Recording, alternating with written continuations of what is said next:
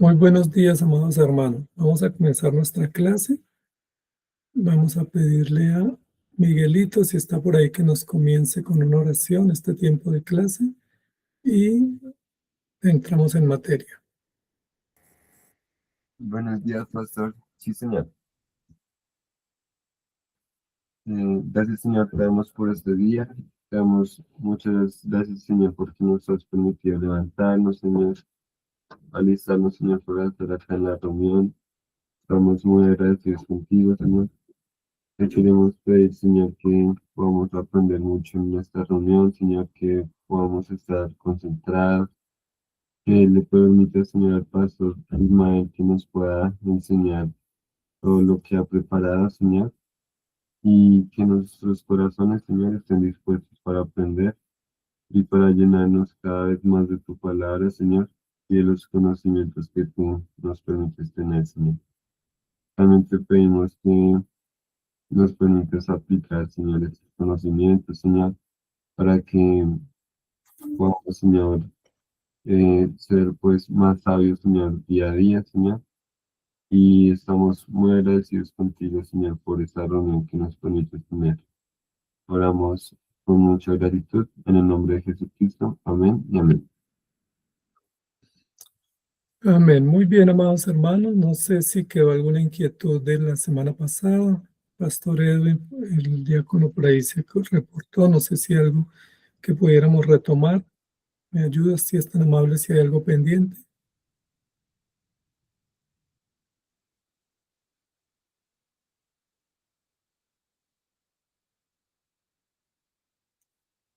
No, continuamos. Entonces, nosotros comenzamos un curso la semana pasada hablando sobre el reino de Dios, hablando sobre qué es el reino de Dios y cómo entender y comprender el reino de Dios, pero el reino de Dios que se manifiesta y se revela históricamente a través de Jesucristo. Entonces, es importante que diferenciemos o aclaremos mejor el concepto del reino de Dios respecto a Jesucristo, que es el autor del reino, y que podamos hablar sobre ese tema. Entonces, la semana pasada hicimos algunas aproximaciones al tema que espero podamos ir complementando en el día de hoy.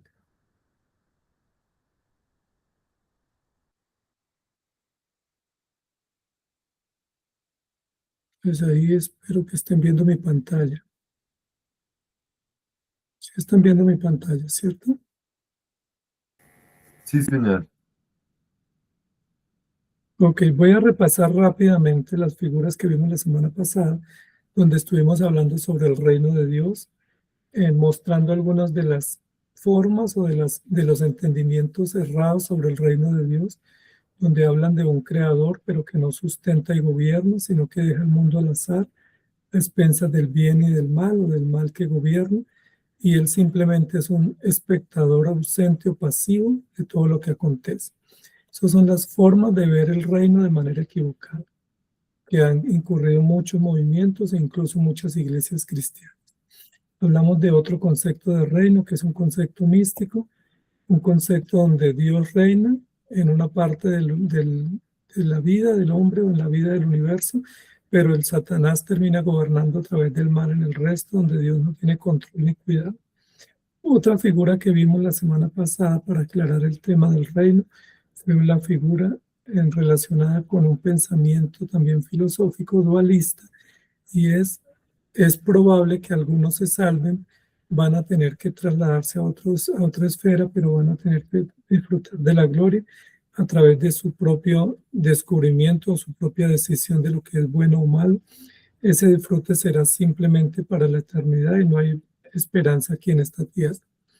Otro pensamiento que vimos también es el pensamiento sobre el reino de Dios, pero basado en el sincretismo, que tiene que ver con la convivencia o la anuencia del bien y del mal aquí en la historia, porque Dios no tiene el poder o el control, y la expectativa de un reino futuro que no tiene ningún antecedente aquí, ni ninguna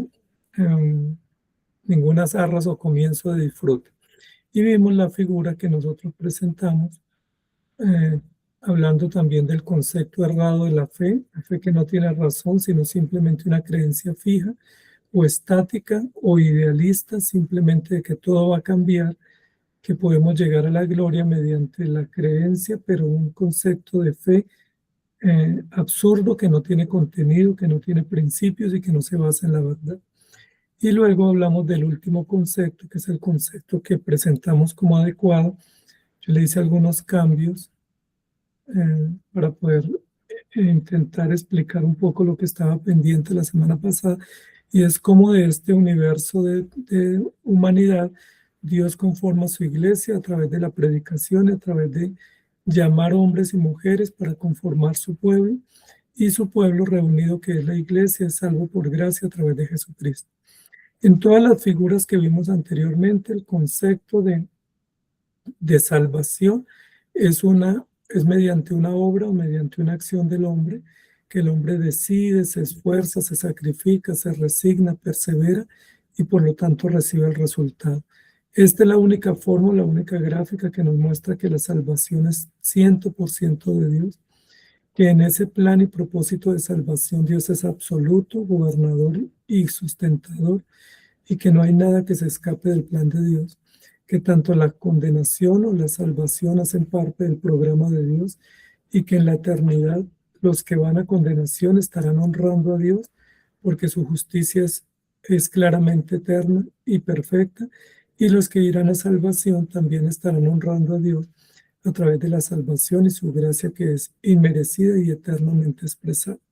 Entonces, esa fue la gráfica con la cual terminamos la semana pasada, hablando del reino de Dios a través de la iglesia, a través del gobierno absoluto de Dios en la historia y a través de la plena manifestación eterna de su reino y su gloria. No sé si hasta aquí hay algunas preguntas, amados hermanos. Si hay alguna pregunta, la tomamos aquí, o si no, continuamos.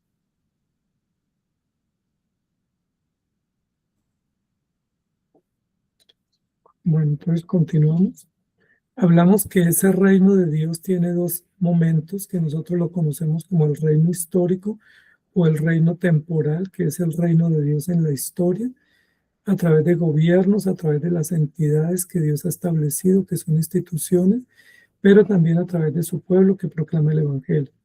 Pero que una vez esta temporalidad se termine, ese paréntesis de la historia se cierra, continuaremos o daremos paso a la eternidad, y en la eternidad Cristo gobierna con su pueblo, y también en la condenación serán gobernados y controlados todos los impíos o los injustos, dando honor al carácter de Dios y a su reino, que es eterno en todos los aspectos de la vida. Que en toda la extensión del término, Dios es Rey absoluto y no hay duda ni hay contradicción al respecto. Hoy quiero que hablemos un poco sobre cómo ese reino de Dios se manifiesta a través de Jesucristo.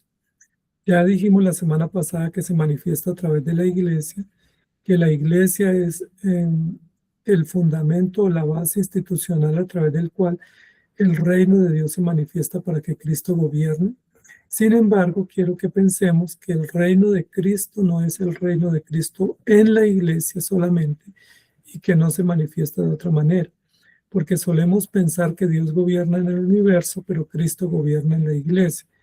Es decir, de alguna manera hacemos una división, hablando y dando a entender que hay dos esferas de gobierno, y que hay como un gobierno general donde Dios es el rey, pero que hay un gobierno especial donde Cristo es el que gobierna.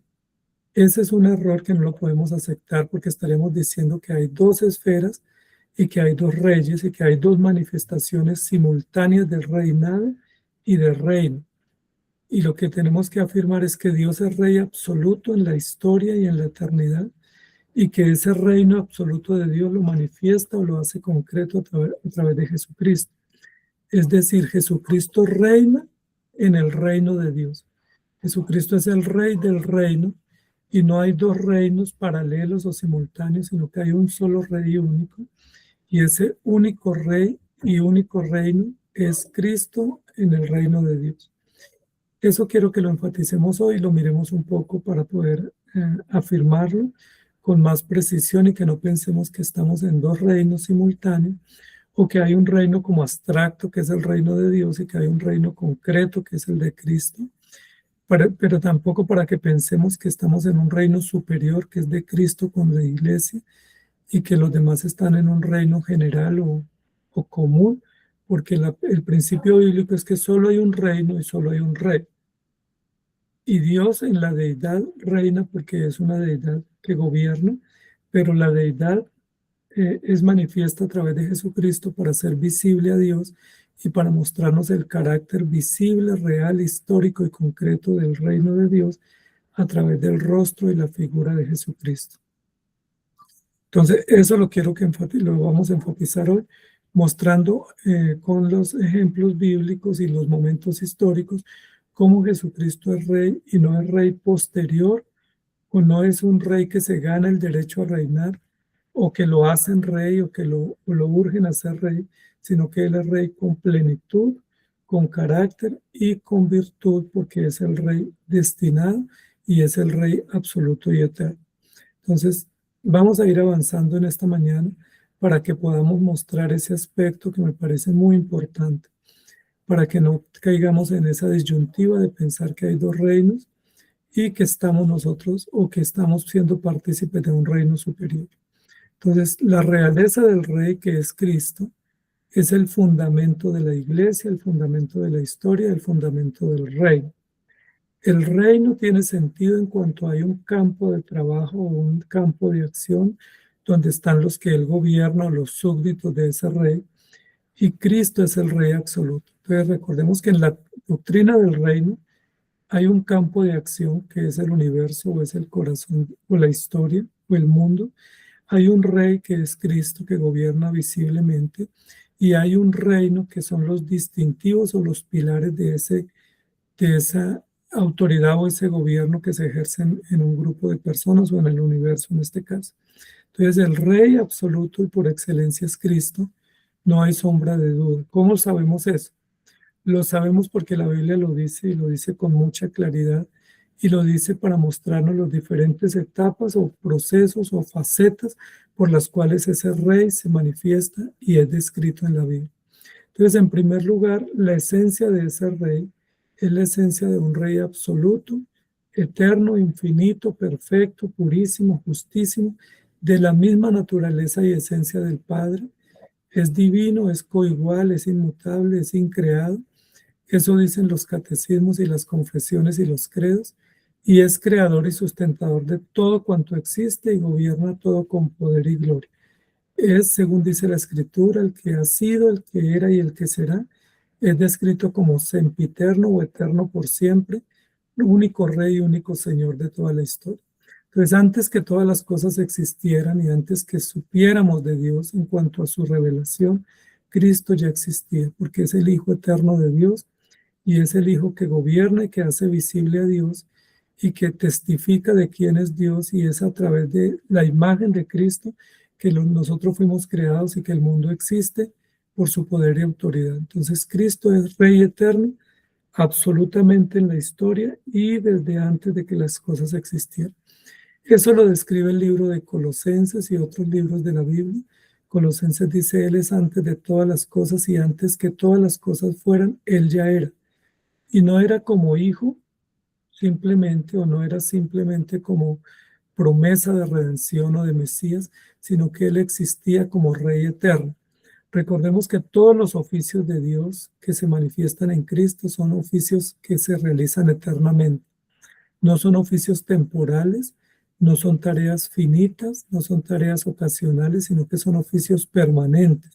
Entonces la realeza de Cristo es eterna, el sacerdocio de Cristo es eterno, el señorío de Cristo es eterno, y así todos los atributos y oficios que Él realiza, los realiza en la eternidad y por la eternidad.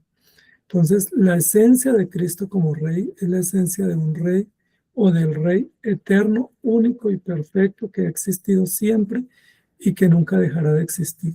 Y eso nos lo describe la Escritura.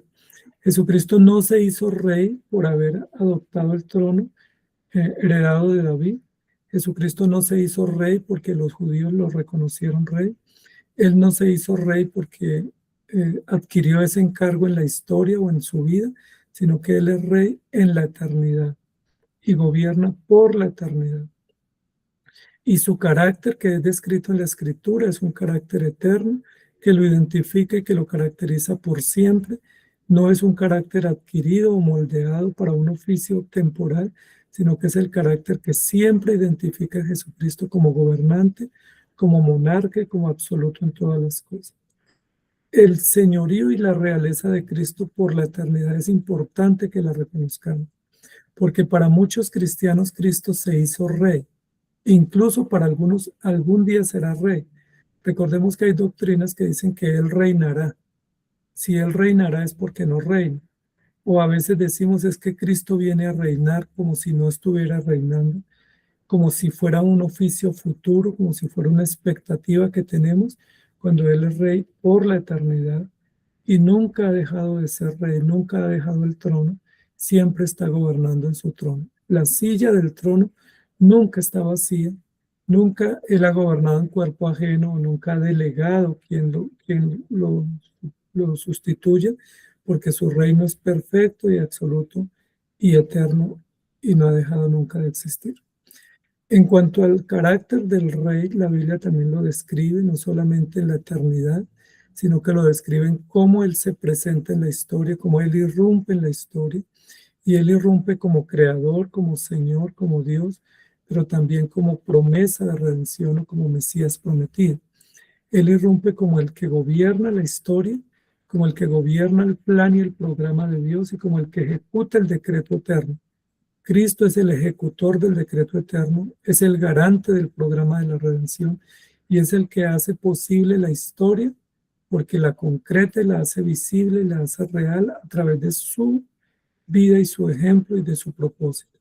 Cristo es Rey universal, eterno y absoluto, justo y misericordioso, revelado en la historia como monarca único, perfecto, sabio, providente, redentor de su pueblo y juez severo de quienes le desprecian. Entonces, en la historia desde el comienzo, desde que se abre la historia, nos damos cuenta que Jesucristo es presentado como el rey de la historia, como la corona de la historia, como la cabeza absoluta y soberana de la historia humana y como aquel que tiene un plan y un programa que va a ejecutar a fin de salvar a unos y que otros se condenen, pero gobierna y hace justicia a favor de unos y también contra otros. Eso es importante tenerlo en cuenta. El carácter histórico de Cristo presentado desde el comienzo de la historia es el carácter de un rey, es el carácter de un señor y es el carácter de alguien que gobierna, no de alguien que necesita o exige o pide que le den permiso para gobernar. Él nunca ha necesitado permiso porque Él es rey. Él nunca ha necesitado ganar méritos para lograr algo o para ejecutar algo. Simplemente lo ha ejecutado porque su carácter, su esencia y el decreto lo manifiestan que Él es así, que lo que hace es legítimo y le pertenece por derecho propio y no por derecho adquirido. No podemos pensar que Cristo se hizo rey o que a Cristo lo hacemos rey, porque Él es rey. Nosotros no aportamos para ese encargo, nosotros no ayudamos para que Él realice ese oficio, sino que ese oficio es un oficio eterno que Él realiza de manera legítima porque su carácter propiamente descrito en la Escritura le permite y le legitima para ese deber. La historia del carácter de Cristo muestra que todo lo que Él hace y lo que Él realiza es legítimo, es autónomo, es sabio y es perfecto y se debe reconocer. También en su ascendencia, cuando la Biblia nos presenta la vida de Jesucristo en el Evangelio de Mateo y vemos la genealogía, nos muestra el linaje de Jesucristo para mostrar y enlazar el linaje real de la tribu de Judá con el reinado de Cristo, que es el Rey perfecto. Entonces, en la manifestación histórica de Cristo mediante la encarnación a través del nacimiento, se nos registra que la ascendencia de Él es la ascendencia de un rey. Mateo presenta la genealogía del rey y relaciona a Jesucristo con la tribu de Judá, con David, con todos los reyes, pero también con toda la descendencia anterior a los reyes, los patriarcas e incluso con Adán. Cristo es rey de la descendencia de David y de la tribu de Judá, con derecho legítimo al trono y con autoridad de gobernar en justicia para la gloria del Padre, por siempre, con equidad, con rectitud, cumple la misión de mediador. Para muchos, Jesucristo comenzó a existir a través de Mateo. Es decir, Cristo no era y comenzó a ser en el nacimiento. Sin embargo, Él es Hijo eterno y Redentor eterno y Rey eterno. Es decir, Cristo no tiene comienzo ni fin. Él es eterno en su ser, en su existencia y en su obrar. Y lo que nosotros vamos a ver es la manifestación de Cristo encarnado o del Hijo de Dios encarnado a través de Jesús, de Cristo, de Jesús. Entonces, Cristo es enviado del cielo y a través de la encarnación vamos a ver cómo se concreta esta presencia visible de Jesús como Rey en la historia. Pero cuando Jesucristo irrumpe en la historia y nace, es presentado como Rey y se nos muestra su ascendencia, es decir, está unido a una línea genealógica, a una línea histórica y a un carácter real que da legitimidad histórica y legitimidad por linaje al Rey que va a ser puesto en el trono y que se ha encarnado y que se ha manifestado en la historia. Entonces, siendo Rey eterno y absoluto, también es un Rey presente en la historia y visible para tomar control de todos los hilos de la historia y ejecutar su programa. La Biblia también nos muestra la realeza de Cristo al nacer, que es muy importante, como cuando Jesucristo nace, cuando ese niño nace en Belén, le reconocen como Rey, le honran como Rey, le adoran como Rey, le llevan presentes e incluso genera contradicción en los reyes como Herodes, que procuran matarle porque no aceptan o no admiten que él haya nacido y que pueda contrariar los reinos humanos o los reinos presentes del momento. Entonces, en el nacimiento, Jesucristo fue reconocido, anunciado, visitado y honrado como Rey. Recordemos que los sabios del Oriente llegaron a Jerusalén preguntando: ¿dónde está el Rey de los judíos? Porque su estrella hemos visto en el Oriente y venimos a adorarle. ¿Dónde está el Rey? Con certeza estaban seguros, estaban firmes que había nacido el Rey y que estaban buscando, ubicando el lugar exacto donde él se encontraba. Recordemos que Herodes se turbó mucho y se confundió porque no admitía que hubiera otro rey en su comarca y que no admitía que un rey que fuera reconocido por los judíos reinara y que pudiera suplantarlo o que pudiera juzgarlo a él o que pudiera competir con su reinado que estaba ejecutando. Entonces, para Herodes, dice la Biblia, se turbó y se puso muy molesto y él dijo: indaguen dónde está para ir a adorarlo, pero realmente lo quería matar.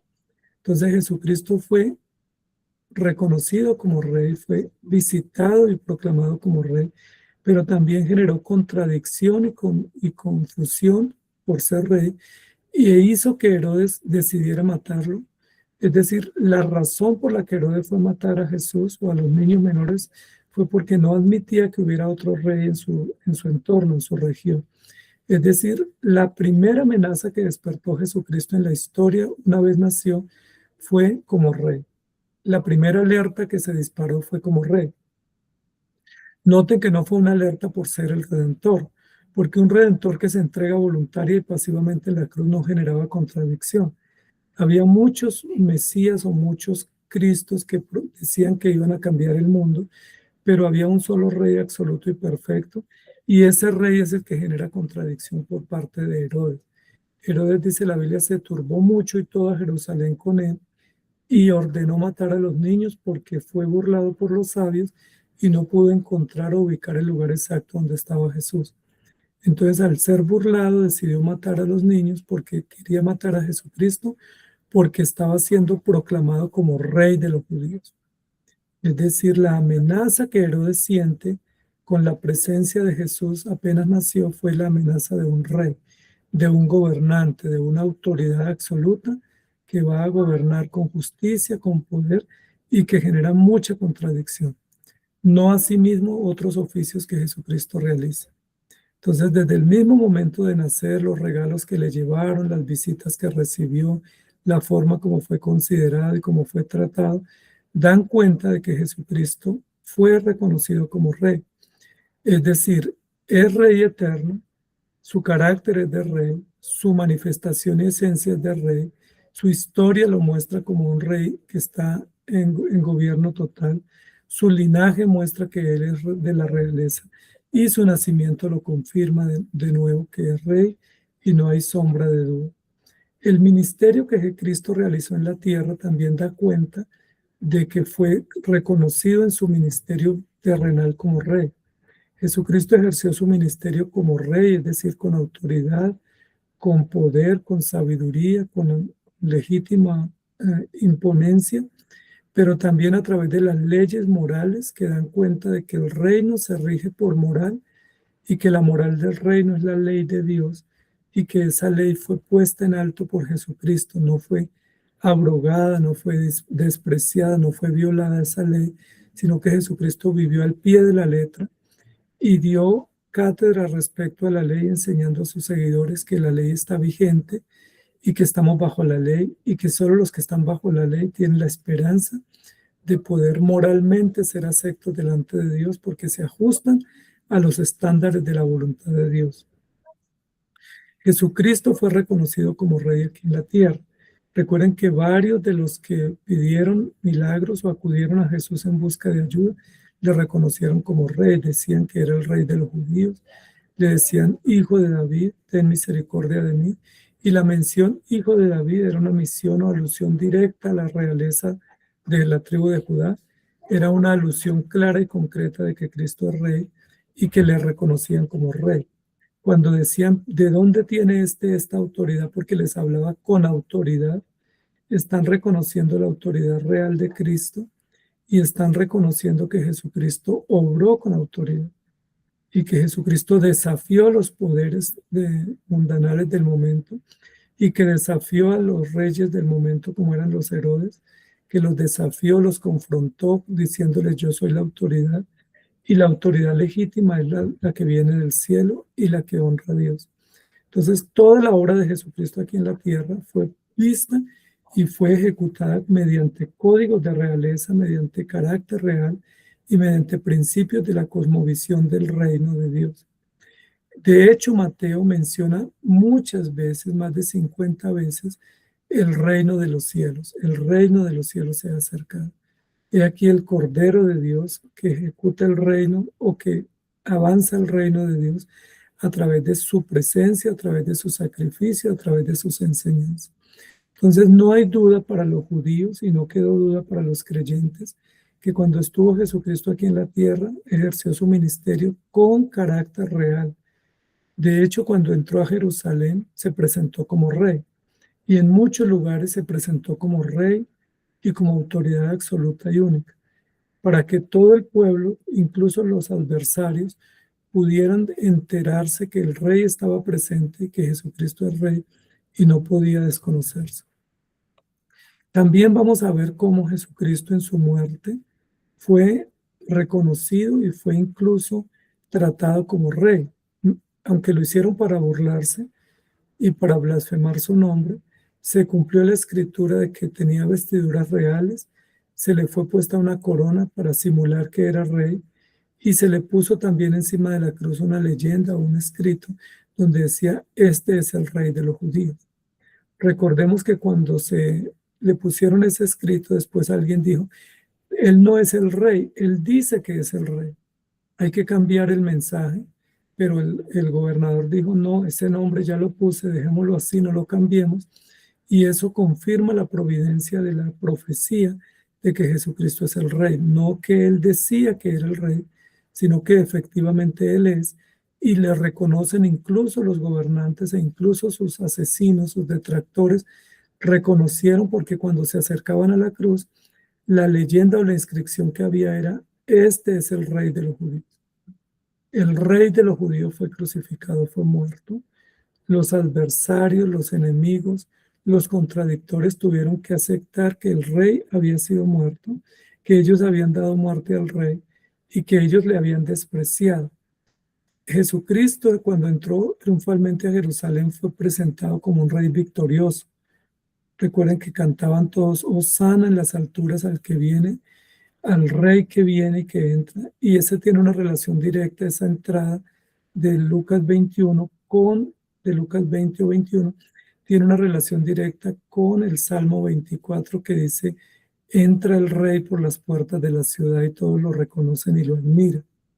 Entonces, en su muerte, Jesucristo mediante burla, pero fue reconocido como rey, repartieron sus vestidos, le trataron de manera muy desconsiderada y le crucificaron, pero crucificaron al rey que gobierna y que puede salvar a aquellos que le desprecian.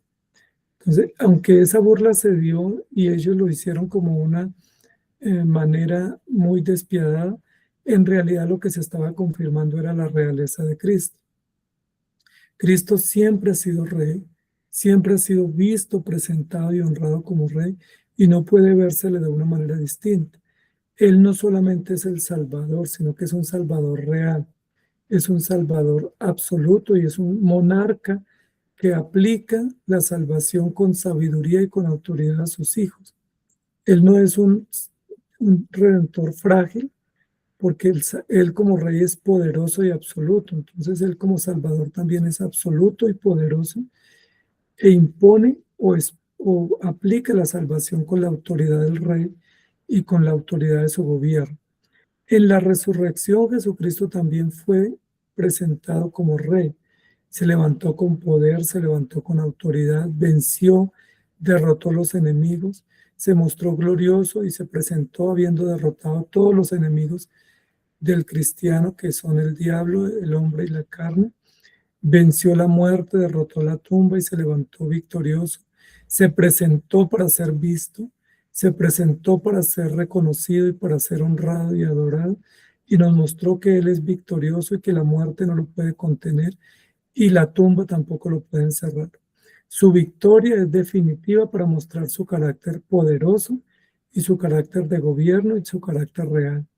La victoria de Jesucristo no es la victoria simplemente de un Mesías redentor, sino es la victoria del Rey, es la victoria del gobierno de Dios y es la victoria del reino de los cielos. La Biblia dice que como Él venció, nosotros somos más que vencedores y que como Él se levantó de la tumba, también nosotros nos levantaremos con el poder de Él y para su propósito. Amados hermanos, la realeza de Cristo es indiscutible en todos los momentos de la historia, porque Él es Rey eterno y no puede quedarnos duda. Recordemos que esa es una de las doctrinas que no se valora mucho en la iglesia cristiana hoy en día, porque como el hombre se cree rey y él cree que Jesucristo es un Dios frágil, es un Mesías pequeño, es un Mesías maleable, voluble, cambiable, entonces nosotros lo podemos domar. Entonces la mayoría de cristianos piensan que Jesucristo es un Mesías que yo puedo utilizar a mi estilo o a mi manera, es como mi Salvador a mi tamaño, para mi necesidad, pero no que es un Salvador real y poderoso como Rey. Cuando hablamos de que Cristo es Rey, nos asusta porque tenemos que someternos a su dominio y rendirnos a sus principios. Saber que Él es Rey absoluto implica que tenemos que doblegarnos ante Él y que no podemos intentar altercar o cuestionar o despreciar sus principios porque estamos convictos a la ley y estamos convictos a su reinado. Entonces, amados hermanos, la realeza de Cristo se resalta en los evangelios, se resalta en la vida y la historia de Jesucristo, para que nosotros reconozcamos que Él es Salvador, pero Salvador poderoso y absoluto, que su salvación no la podemos despreciar y quedar impunes, y que su salvación y su ley no la podemos violar y quedar como sin paga o sin consecuencia, que todo lo que hagamos tenemos que rendir cuentas y que todas las cosas que obremos mal tenemos que presentarnos ante su trono a rendir cuentas porque Él es Rey y porque tenemos que rendir cuentas en su trono de todo lo que hicimos. La Biblia también presenta la realeza de Jesucristo en su gobierno una vez resucita y va al cielo. Dice la Biblia que Él está sentado a la diestra del Padre, que gobierna desde allá con poder y con sabiduría absoluta, pero que está guardando el momento de regresar por su pueblo para juzgar a los vivos y a los muertos. Nos muestra en su gobierno después de la resurrección lo mismo que Él hizo, los mismos distintivos de su reinado antes de la muerte y la resurrección, que es su justicia, su rectitud, su sabiduría, su dominio absoluto, pero también su gracia y su misericordia. La victoria de Jesucristo mediante la resurrección y su posterior ascensión garantizan la continuidad y la estabilidad del reino de Dios y la permanencia eterna del reino. No quedó el reino truncado por la muerte, no se vio afectado por la tumba, sino que más bien el reino de Jesucristo se hizo más poderoso y se proclamó con más audacia y con más tenacidad y denuedo, porque se vieron las evidencias de cómo derrotó la muerte, de cómo se levantó con poder. Entonces Jesucristo no comenzó a reinar en la resurrección y en la ascensión. Algunos piensan que cuando Él se sentó en el trono fue que el trono estaba vacío y que Él apenas alcanzaba el mérito para ir al trono. Por el contrario, Él siempre ha estado sentado en el trono y ha gobernado con poder todo el tiempo y en todo momento. Y la Biblia nos muestra también que en la gloria o en la eternidad Jesucristo reina. Él es el rey inmolado que está en pie siempre y reina por siempre. La victoria plena y definitiva de Jesucristo se dará en el juicio final, no plena en cuanto a su esencia real, sino plena en cuanto al beneficio para los que han sido alcanzados, porque presenciarán y participarán de la inauguración de las bodas del Cordero y de la entrada plena y gloriosa al reino eterno con Jesucristo. Cuando hablamos de la plenitud del reino, no estamos hablando de que no sea pleno, estamos hablando de que es pleno para los beneficiarios, porque para los beneficiarios aún no es pleno, solamente tienen las arras, pero en la gloria y en el juicio verán la plenitud del reino. No es que sea pleno respecto a Cristo y respecto a Dios, porque Él es pleno y absoluto siempre y en todo momento de la historia. Pero se va a mostrar la plenitud de su reino cuando Él venga y nos lleve a estar con Él por la eternidad. La Biblia dice en Apocalipsis, en la figura del libro que no se podía leer y desatar los sellos, que había un cordero inmolado y que se puso en pie y dijo que Él podía abrir el sello porque Él había sido inmolado y había sido victorioso. Se había levantado, dice que estaba en pie, reinando y para reinar, dice en Apocalipsis. Entonces, Apocalipsis describe a Cristo como rey, describe la historia de la redención y describe los beneficiarios del reino que son alcanzados mediante la manifestación de Cristo en la historia y mediante la victoria de Cristo. Pero también nos lleva a ver cómo Jesucristo en el trono eterno reúne a sus hijos y reúne también a los impíos para darles la sentencia y para dar el veredicto del merecimiento que tienen respecto al aprecio o desprecio de su ley y respecto al aprecio o desprecio al Hijo de Dios. Dice la Biblia que como despreciaron su ley y mataron al autor de la vida, que es el Rey del universo, ellos tendrán que por la eternidad rendir cuentas a condenación. Pero los otros que fueron pecadores, pero fueron alcanzados por Jesucristo, porque Jesucristo se constituyó para ellos el Rey de sus vidas, ellos serán salvos y serán presentados en el trono como absueltos de toda sentencia y merecedores de la gloria eterna por la obra y la mediación de Cristo que les alcanza con gracia y misericordia.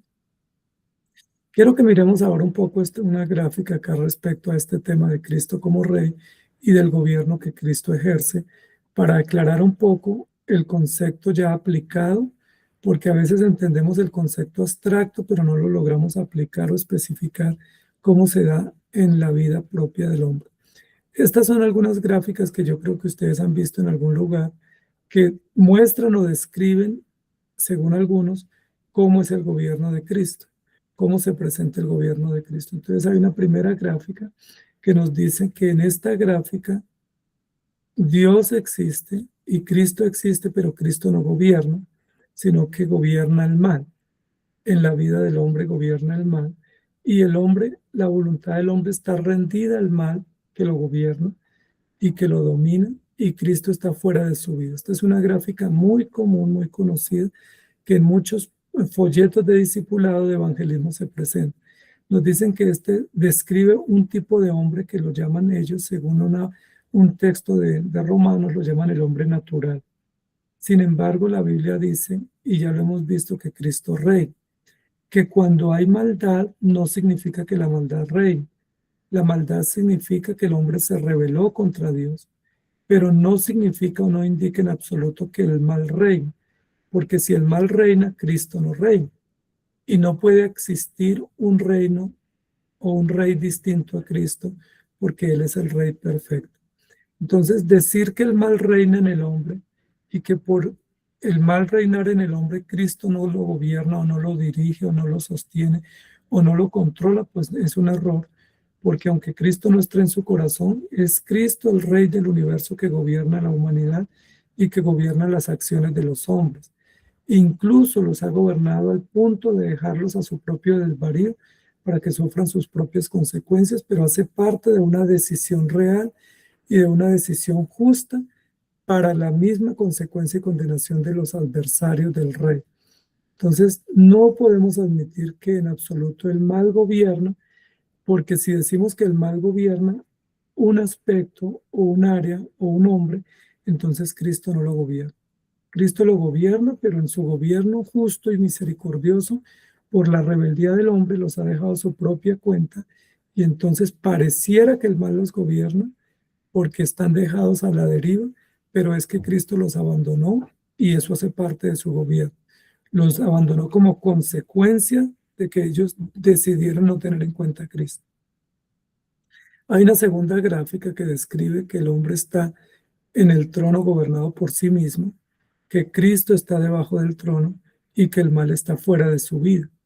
Esa gráfica también muestra lo que muchos han llamado el hombre carnal, es decir, el hombre que tiene a Cristo, pero está Cristo supeditado a su propia decisión, es decir, el hombre decide si Cristo gobierna o no, y el mal está fuera de su vida. Entonces, en primer lugar, el hombre no puede gobernar su propia vida porque está gobernado por Dios. Fue creado por Dios y está sostenido y provisto por Dios.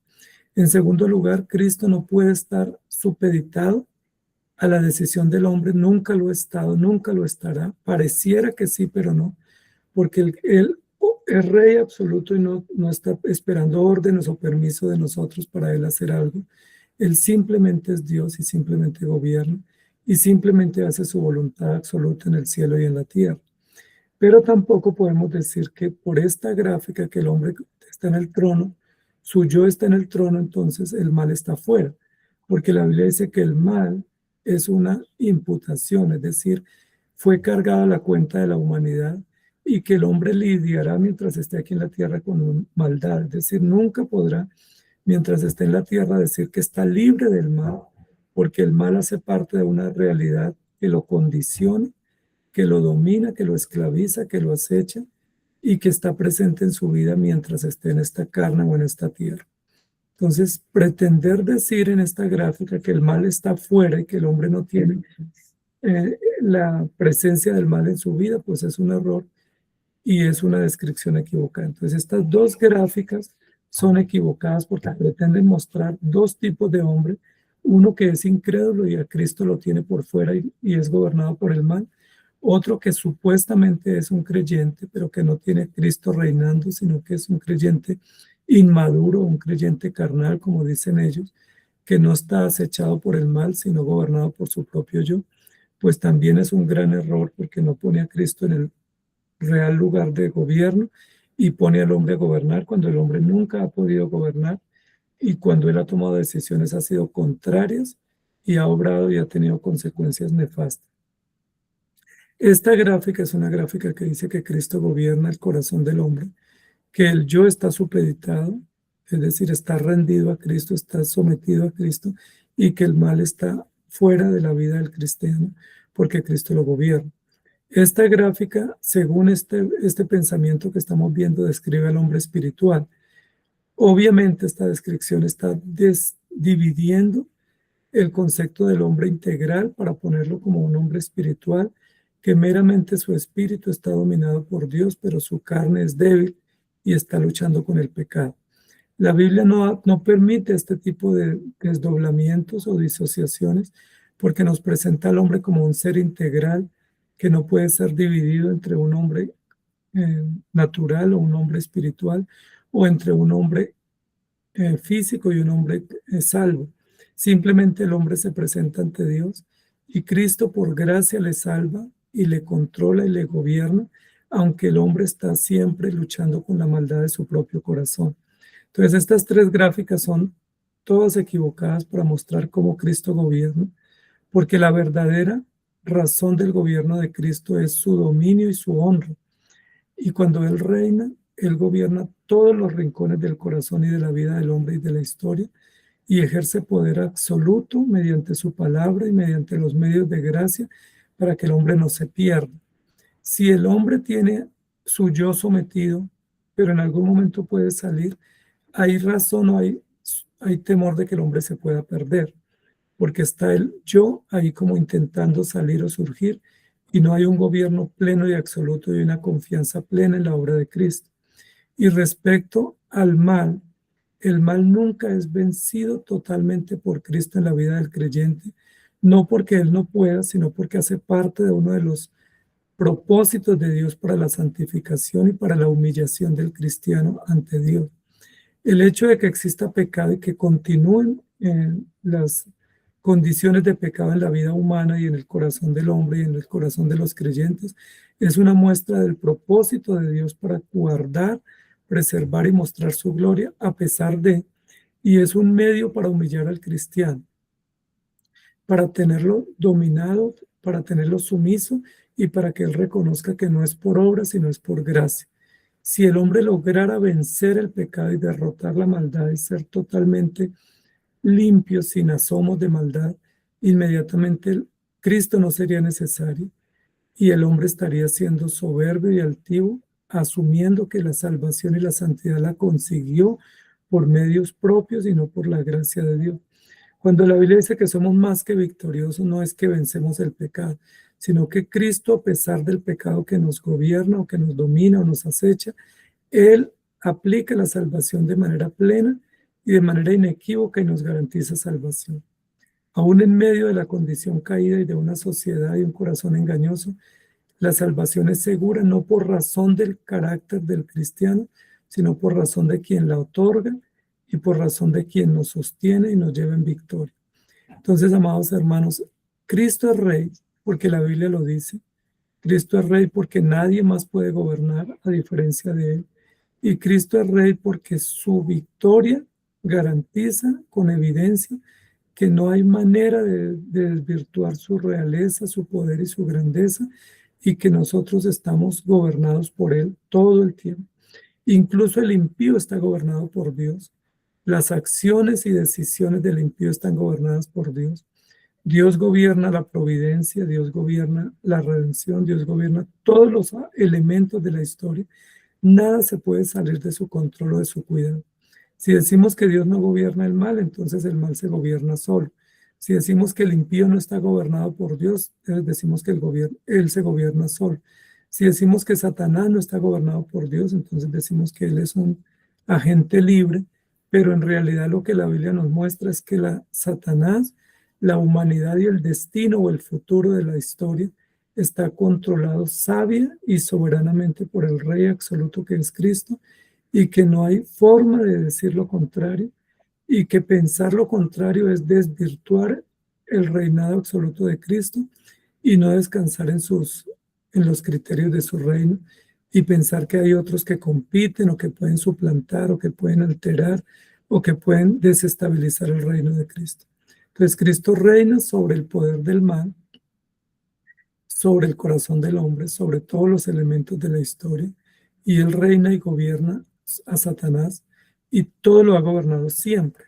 No es que lo gobierna por la petición de la iglesia o porque la iglesia amerita que lo haga, sino porque Él es así, porque siempre lo ha hecho con poder y autoridad.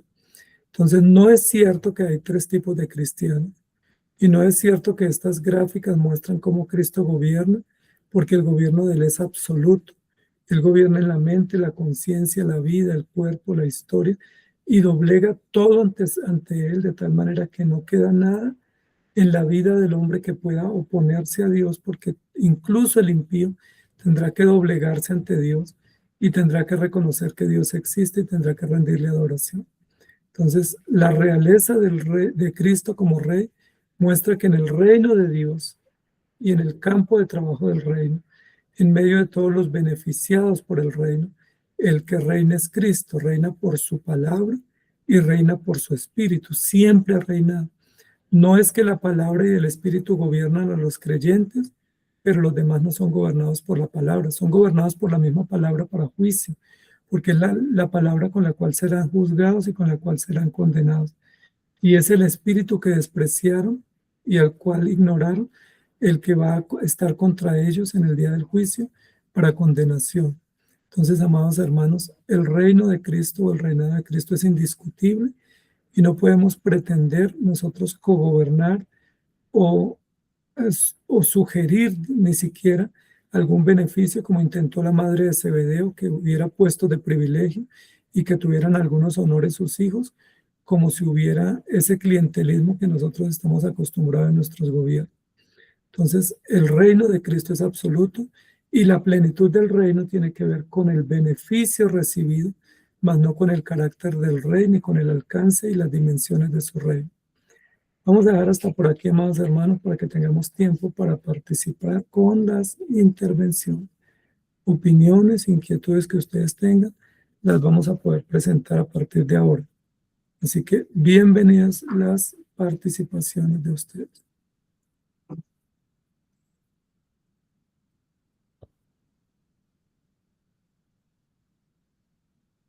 ¿Qué inquietudes o preguntas se les generan con este tiempo de clase sobre el reino de Cristo en la historia?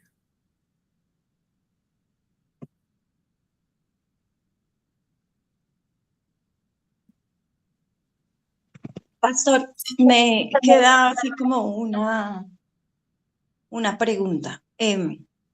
Viendo todo esto, que el Señor es el que tiene el control absoluto y total de todo, tierra y seres humanos. ¿Ahí dónde queda el libre albedrío del ser humano? Esa es una muy buena pregunta. Es una pregunta que la respuesta que yo doy generalmente es que el hombre no tiene libre albedrío. El libre albedrío es una falacia filosófica. La filosofía fue la que inventó el concepto de libre albedrío, porque lo que ellos quieren decir es que el hombre tiene libertad absoluta y plena para decidir su futuro, decidir sobre su vida. Y el hombre nunca ha tenido libertad absoluta, ha tenido una libertad con límites y ha tenido una libertad acorde a la naturaleza que Dios le dio y al propósito que Dios le encomendó. Entonces nunca el hombre ni ha tenido ni tendrá libertad absoluta. El único que es libre absolutamente es Dios, porque es Dios creador, pero el hombre es un ser creado con límites, creado bajo un diseño y sometido bajo una ley y bajo unos criterios de vida. Entonces el hombre nunca ha tenido libertad absoluta. Es libre en cuanto a su diseño y propósito, pero no libertad absoluta. Entonces no tiene libre albedrío. Tiene es deber de obedecer, deber de sujetarse y deber de rendirse ante Dios.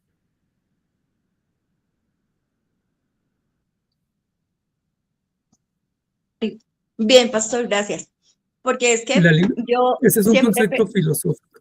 Sí, no, y yo he pensado lo mismo, sino que uno siempre tiene ciertas discrepancias con ciertas personas que dicen que uno decide, o sea, que uno no tiene la capacidad, bueno, eso me lo enseñaron cuando empecé a conocer la reforma. ¿Sí? Que primero, que que nosotros no tenemos el libre albedrío de escoger al Señor y que nosotros solamente tenemos el libre albedrío para hacer el mal. Pero viendo lo que hasta ahora has explicado, ni para hacer el mal tenemos libre albedrío. Si el hombre está esclavo del mal y realiza y ejecuta el mal porque está esclavo de él y porque fue un acto de rebeldía y una consecuencia en la cual quedó preso, pero no porque él sea libre. De hecho, lo ejecuta como esclavo, lo vive como esclavo. Entonces, el concepto de libre albedrío es un concepto engañoso porque es un concepto filosófico. La escritura en ningún lugar habla de que el hombre es libre para decidir lo que él hace. Él no es libre para decidir si nace, para decidir si muere, para decidir su sexo, decidir su nacionalidad, decidir su tamaño, su figura, su color. No es libre para nada. Simplemente somos seres creados para un propósito y tenemos que cumplir ese propósito. Las decisiones que el hombre puede tomar son decisiones que toma dentro de su límite. Por ejemplo, si camina o se sienta, esa es una decisión. Él no puede decidir si vuela, o no puede decidir si no existe, porque él ya existe. Él no puede decidir si cree o no cree, porque él ya cree, solo que él cree mal. Lo que él decide es de acuerdo a su propia condición esclava, mas no una decisión libre, porque él no puede decidir contra el diseño ni contra la naturaleza que Dios mismo le ha dado.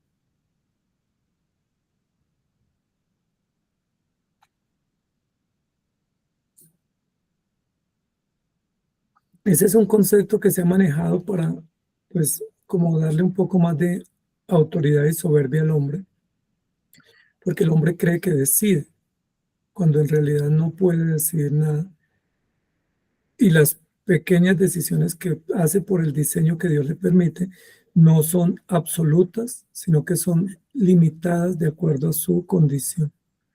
Si el hombre aún así se equivoca en esas decisiones pequeñas, ¿cómo sería si pudiera tomar decisiones grandes? Recuerde cuando el Señor le pregunta a Job, ¿dónde estabas tú? Te pedí consejo, me ayudaste. Puedes opinar sobre esto si tú tienes autoridad para hacerlo. Pero como yo te creé, yo te sostengo y yo te doy todo, no tienes derecho a reclamar porque no tuviste injerencia en lo que yo hice. Gracias, pastor. Muy bien, ¿alguna pregunta más, amados hermanos?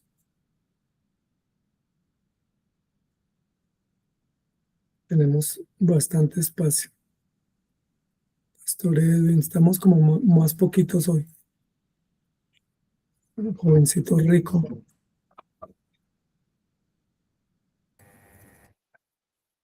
Hola, pastor. Buenas tardes, pastor. Buenos días, perdón.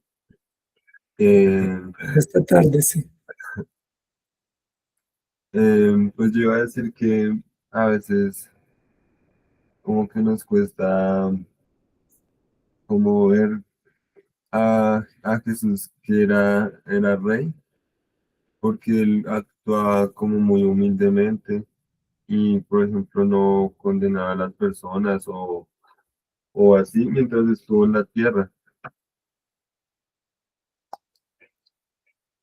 ¿Esa es una pregunta? No sé, pues sí, no sé Ok. si quieres hablar un Ok. poco. del- Pero recuerda, Miguelito, que Jesús no condenó en el sentido de condenarlos él, pero él sí dijo que las obras de ellos los condenaban. Jesús siempre mencionó y expuso las obras de estos personajes. Hablaba de los fariseos, de los saduceos, de los herodianos, de los gobernantes, de los maestros de la ley, y decía que sus obras les condenaban, sus obras eran mal. Entonces Jesús hizo la tarea correcta, que fue con su presencia y con su mensaje, denunciar los pecados y decir que el hombre se condena por sus obras. Es decir, Dios no lo condena, porque si Dios lo condenara, pues Dios sería injusto y la salvación, la condenación sería un acto injusto porque Dios condenaría al hombre y el hombre no tendría cómo escapar. Sin embargo, Jesús lo que decía era sus obras son malas y sus obras son perversas y están contra la ley y se condenan por sus malas obras. En el juicio Jesucristo es juez que condenará las obras de los impíos. No va a decir yo lo condeno a usted porque me cayó mal. No, yo lo condeno porque usted obró mal. Es decir, a usted lo condenan sus obras. Usted es un condenado por sus obras. Son las obras del hombre las que condenan al hombre. Y es la obra de Cristo la que salva al creyente. Entonces, la salvación no es por obras nuestras, pero sí las obras nuestras son el mérito y el material claro y contundente de comprobación de que el hombre erró y no obedeció y por el cual es condenado. Nadie puede ser condenado por sospecha, sí, o porque me parece, o porque supongo, o porque escuché. Todos van a ser condenados por obras. Las obras son las evidencias y las que testifican contra nosotros.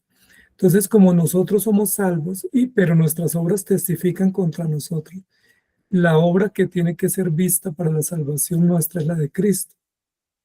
porque es la que es puesta como sustituto para que sea presentada y para que dé evidencia de que obramos bien. Obviamente no nosotros. Nuestras obras son malas todo el tiempo, pero somos salvos por la obra de Cristo. El impío es condenado por sus propias obras. Entonces, cuando tú dices que Jesucristo no condenó a los hombres, no los condenó en el sentido de juez, porque la misión que él estaba cumpliendo no era la de juez. En el momento histórico él estaba presente como rey y como predicador, como siervo, como redentor, pero sí expuso las obras de los impíos, siempre los expuso. Recuerden que a veces cuando estaban pensando, les decía, ¿qué pensáis? ¿Qué están cavilando? Esto es lo que ustedes están tramando. Exponía incluso los pensamientos de ellos para que quedaran expuestos y supieran que los pensamientos eran malos. Cuando le hacían preguntas a Jesús, les decía, ¿por qué me tientan? Es decir, Jesús siempre expuso las malas acciones de ellos para que quedaran en evidencia, y eso era una forma de condenarlos, porque estaba condenando las obras malas, que es igual hoy en día en la predicación. Nosotros no condenamos personas en la predicación, no decimos tal persona es un miserable y lo odiamos, porque la persona es imagen de Dios.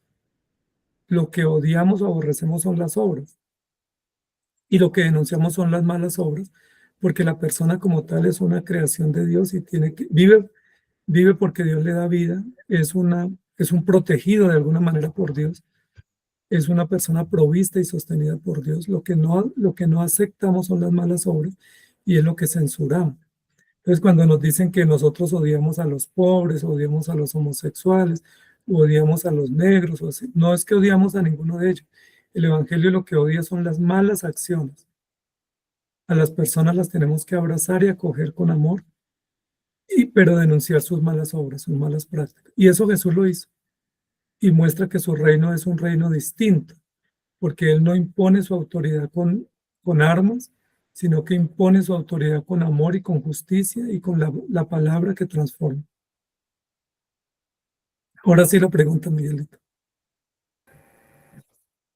Ay, gracias, pastor.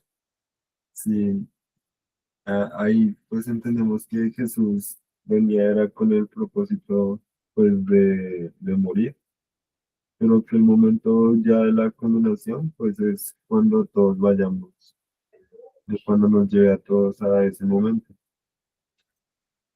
Y sin Ese embargo, momento no ha llegado, ¿no? sí, claro, Que es el momento del juicio final donde Él será juez. Él es juez siempre, porque su ley es justicia y sus normas son justicia, pero como juez propiamente en un hecho jurídico de una presentación ante un estrado, todavía no se ha dado ese momento. Y ahí será plenamente juez. Él siempre ha sido juez, pero él tendrá un oficio histórico y definitivo en el juicio como juez. Entonces, ese momento no se ha dado y lo estamos esperando, y ahí sí Él va a condenar a unos y a salvar a otros de forma implacable y definitiva. Pero ahora pues Él está presente como juez mediante la palabra, mediante los estamentos jurídicos y mediante todos los códigos jurídicos que son también de preservación y contención de la maldad del hombre. Y la palabra en sí, cada vez que se predica, pues es juzga. Sí, cuando uno dice no juzgo a nadie, sí, nosotros no juzgamos, pero Dios juzga. Y nosotros tenemos que juzgar con el juicio de Dios, que es la palabra. Sí, yo no te juzgo a ti, pero la palabra de Dios sí me juzga a mí, a ti, a todos. Y eso es un sofisma, decir yo no te juzgo, pero cuando uno predica, pues la palabra juzga. Y la palabra es la que saca a la luz las malas acciones, y esas acciones tenemos que denunciarlas, porque el hecho de que sean malas y yo no te juzgue no significa que no te pueda decir que hay que cambiarlas. Entonces, Jesucristo reinó con el principio del carácter del rey justo. Recordemos que los reyes de la tribu de Judá eran malvados, y muchos de ellos fueron injustos y fueron implacables y fueron genocidas y fueron invasores. Entonces, no ese es el carácter de Cristo como rey que estaban esperando los judíos, que los librara del dominio de Roma y del dominio de las tribus nómadas, y que se enfrentara a todas las tribus salvajes que los atacaban.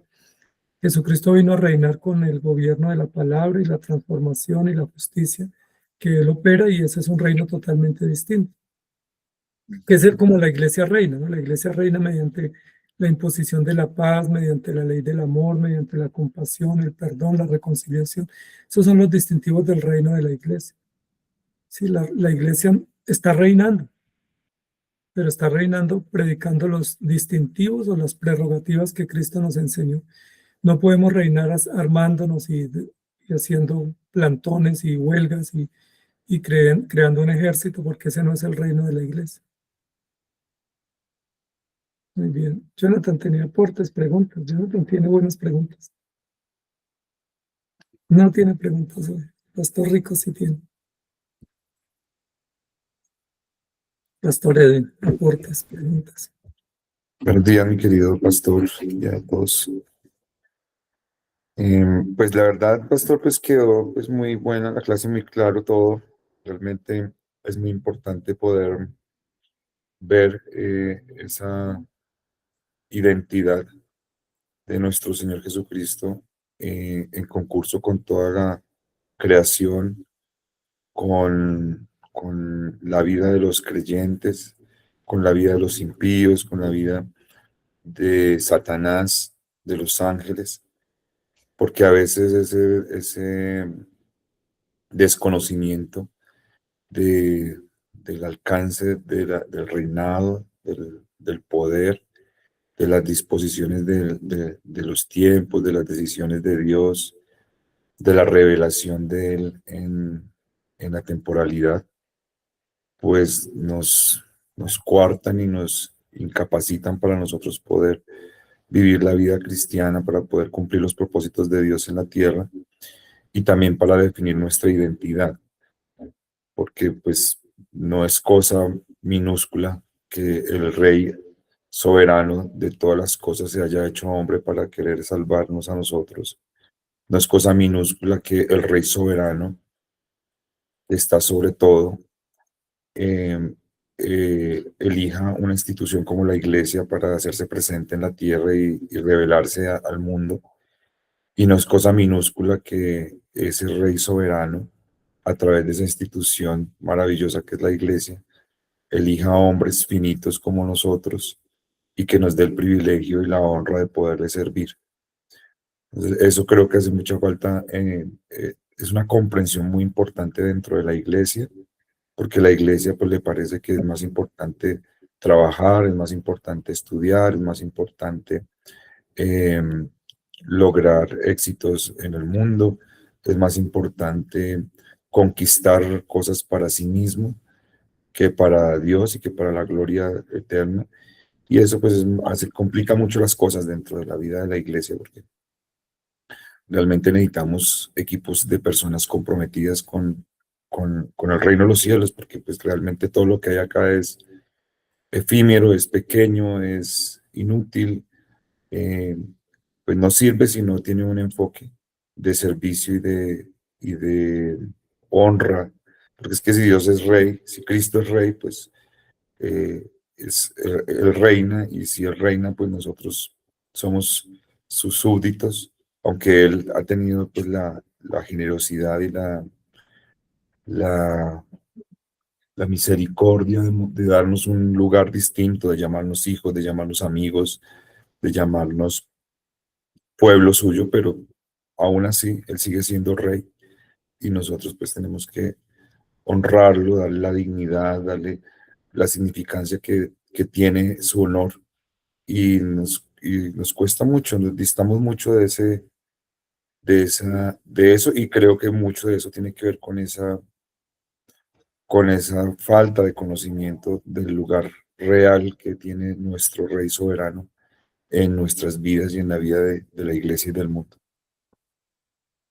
Sí, pastores, generalmente tenemos visiones muy precarias del reino, ¿no? Como que logramos comprender una partecita y despreciamos el resto, porque en esas gráficas que yo estaba presentando hay una conceptualización del reino espiritual. O sea, hay dos visiones hoy en día que la iglesia maneja que son fuertes, que una es meramente espiritual, entonces el reino es solo espiritual, entonces todo lo de acá es basura, todo no sirve, se desprecia, entonces como que aquí esto es un caos y esto es ¿no? Esto no se valora porque todo nos sirve cuando lo que tenemos es creación de Dios y es provisto por Dios.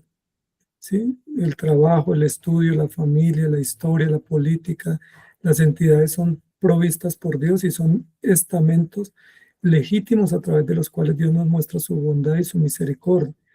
Y que también tenemos que predicar. O sea, si despreciamos el mundo, ¿cómo predicamos? O sea, ¿a quién le predicamos si todo lo del mundo es malo y lo único que vale es lo espiritual? Entonces hay un error de comprensión muy fatal. Pero el otro error es pensar que el reino es aquí todo, ¿no? Y que lo único que tenemos es lo que se puede ver y tocar, y que entonces no apreciamos lo espiritual, sino que es dinero aquí, fama, poder, ubicación aquí, estatus aquí, porque eso es lo que vale como reino.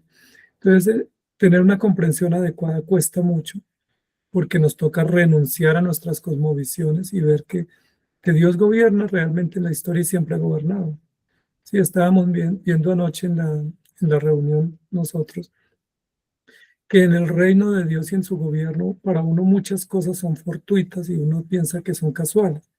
Y que cuando uno habla de la voluntad de Dios, uno a veces piensa que la voluntad de Dios es algo como muy tranquilo, se va ejecutando de manera muy precisa y clara y muy tranquila para nosotros, y que no pasa la voluntad de Dios por incertidumbre para los receptores o por angustias o por situaciones que son difíciles de asimilar. Pero cuando uno ve, por ejemplo, el nacimiento de Jesús, uno se da cuenta que el nacimiento de Jesús enfrentó la contradicción de María y de José por un embarazo que no se sabía, no se esperaba. Tuvieron que enfrentarse a un edicto de un gobernante, ir a buscar, trasladarse a otro lugar de manera repentina cuando estaban en embarazo, pensar regresar y no poder regresar, ir a buscar un hospedaje y no encontrarlo, tener que ir a buscar de manera apresurada un lugar.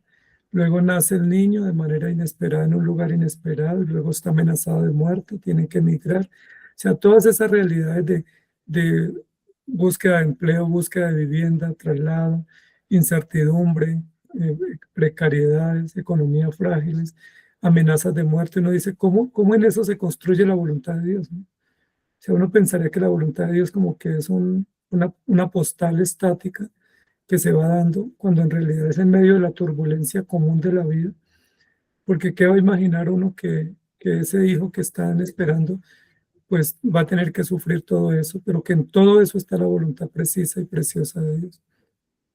Entonces a nosotros nos cuesta ver que Dios reina cuando hay escasez, que Dios reina cuando hay amenazas, que Dios reina cuando hay debilidades y hay caídas. O sea, nos cuesta mucho porque pensamos que ahí fue el diablo el que ganó, que ese round lo ganó el diablo y no lo ganó Dios. O sea, Dios iba ganando cuando iba en paz todo, pero cuando la iglesia se divide, eso lo ganó Satanás y no el diablo. Y lo ganó el Satanás y no Dios. O cuando una persona muere o se enferma, entonces ese round lo está ganando el mal o el maligno, porque Dios no puede gobernar usando esos códigos o esos principios o esas categorías. Pero en realidad el gobierno de Dios es absoluto, usando todos los recursos, aún los menos esperados. Él sigue siendo rey. Cuando uno mira la historia después, uno dice, esto estaba advertido. Y eso venía establecido en la historia y tenía que suceder así, porque de otra manera Dios no sería el rey absoluto. Entonces, ver cómo Dios gobierna cuando hay escasez, cuando nosotros estamos en luchas, en adversidad, pues nos cuesta mucho porque quisiéramos que el gobierno de Dios sea como apacible, sereno y tranquilo a nuestro entender. Y a veces hay mucha turbulencia, pero en esa turbulencia Dios está presente y está gobernando. Y como la pregunta que hacen algunos, ¿dónde está Dios cuando la iglesia sufre? Pues es el dueño de la iglesia.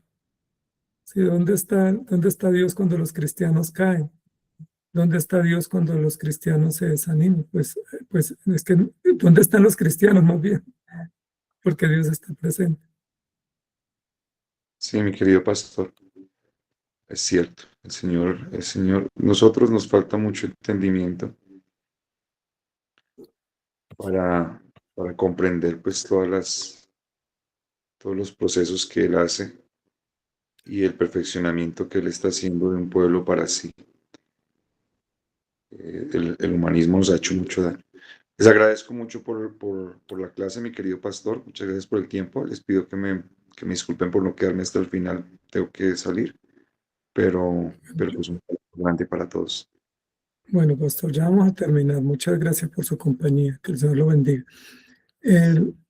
Nos ha hecho mucho daño el humanismo y a nosotros lo defendemos porque para nosotros el concepto de reino es como de bienestar, ¿sí? Como que Dios reina, entonces me va bien a mi entender. Y para nosotros estar bien es tener salud, tener dinero y que no haya problema. Ese es el concepto nuestro de estar bien. Entonces, si me estoy envejeciendo, eso está mal. Si me quedo sin dinero, está mal. Si me enfermo, está mal. Si me muero, está mal. Entonces nosotros vemos malo o adverso lo que no es adverso, sino que hace parte de la condición natural de la existencia. Entonces uno dice, si hay pruebas, Dios no está conmigo. Si hay escasez, Dios no está conmigo. Y entonces esa contrariedad, porque evaluamos mal, es la que nos juega en contra, pensando siempre que las cosas marchan mal. De hecho, cuando uno le pregunta a un cristiano cómo está y él está en pruebas, eso uno lo nota, ¿no? No ahí llevándola, ahí sufriendo, ahí con la dificultad. Cuando la Biblia dice estén gozosos en diversas pruebas, alégrense cuando sean perseguidos, cuando tengan sufrimientos, cuando los lleven de una ciudad a otra, estén felices porque el reino de Dios se está extendiendo y porque Dios está haciendo su voluntad. Pero nos cuesta mucho y entonces ahí pensamos que no gobierna Dios, sino que el mal me gobierna o incluso que Satanás me posee. Algunos piensan que están poseídos de Satanás porque están en angustia o porque están desanimados cuando no logramos ver que el reino de Dios está victorioso siempre a pesar de, y que esos aspectos que consideramos negativos realmente no lo son. Son provisiones y son previsiones que Dios ha dado para que su reino siga adelante. Diácono Mario, ayúdenos, que no hemos Sí. podido solucionar los problemas hoy. Sí, pastor. De la clase algo que me parece importante es entender que no hay una legislación exclusiva y que no hay un pedacito exclusivo del reino, sino que es un rey total en toda su creación, ¿no?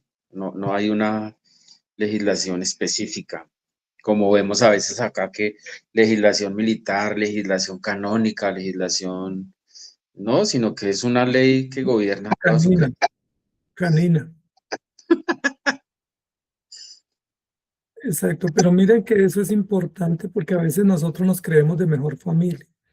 Entonces los creyentes siempre se han creído exclusivos, incluso desde la época del pueblo hebreo, judío, que ellos pensaban que ellos eran de mejor pueblo, entonces como que tenían mejores leyes, como que ellos tenían unas preferencias, eran predilectos por Dios.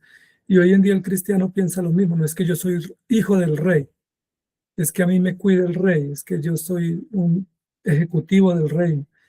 Claro que somos servidores de Dios, pero de alguna manera todos servimos a Dios, porque somos imagen y semejanza de Dios. Somos sostenidos por el mismo Dios y estamos en el mismo campo de trabajo del reino de Dios. Si todos servimos al mismo Dios y todos tenemos las mismas oportunidades y tenemos las mismas obligaciones. Entonces pensar como que estamos trasladados a una burbuja de un reino donde tenemos ahí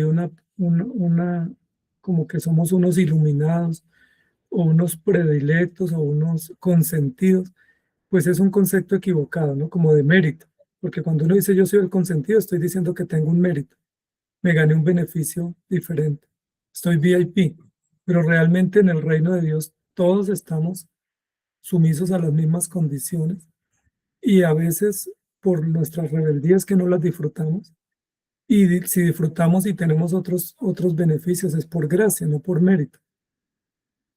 Pero mientras estemos aquí, compartimos el mismo terreno y los mismos senderos que transita el impío. O sea, no estamos en una burbuja, no estamos en un mundo aparte, no estamos en un globo aislado del mundo. De hecho, Jesús oró eso, ¿no? Que no pedía que nos apartáramos, sino que compartiéramos y conviviéramos. Al creyente le hace mucho bien convivir con el incrédulo porque fácilmente se creen de mejor familia. Entonces uno está diciendo, es que ese vecino es malo, es que los que están afuera son impíos. es que todo el mundo es perverso, pero es que nosotros también lidiamos con lo mismo. Y si no caemos es porque el Señor nos sostiene. Sí, es cierto, porque a veces el perverso dice, no, pero yo cómo voy a quedar en Cristo si vea a este cristiano cómo se comporta perversamente. Ujú.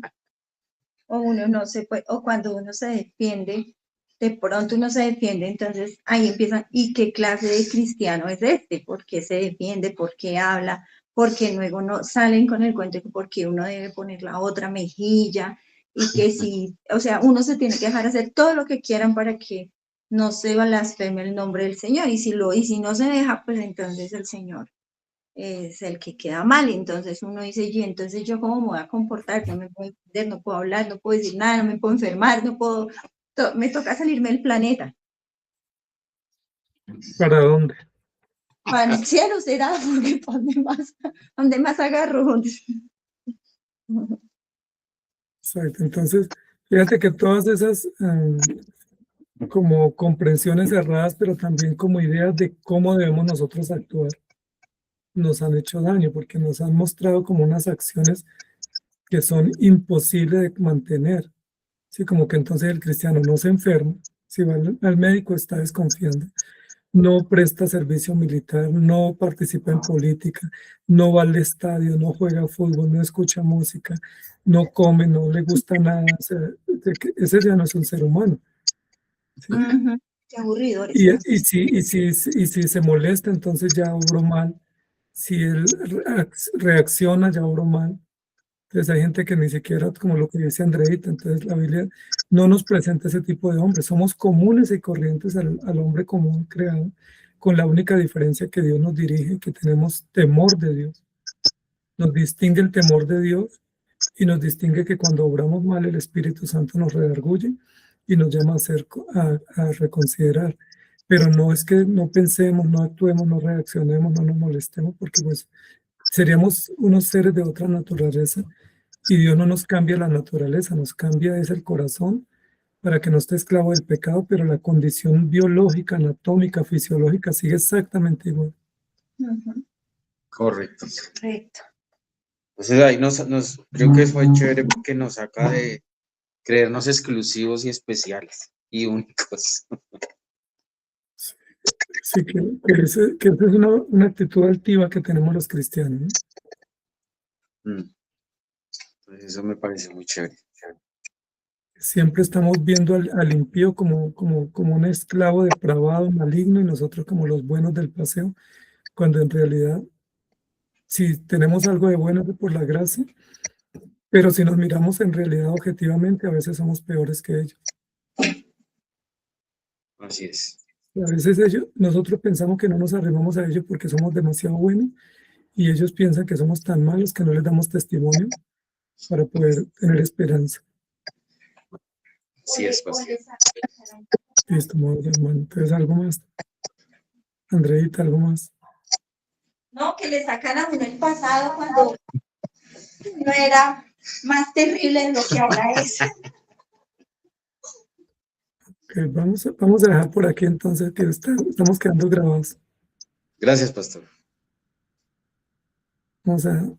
¿Quiere despedirnos en oración, diácono? Amado Padre, te damos gracias, Señor y Dios, por este tiempo, Señor, que nos exhorta, nos anima, nos alienta, nos corriges con tu palabra, amado Señor.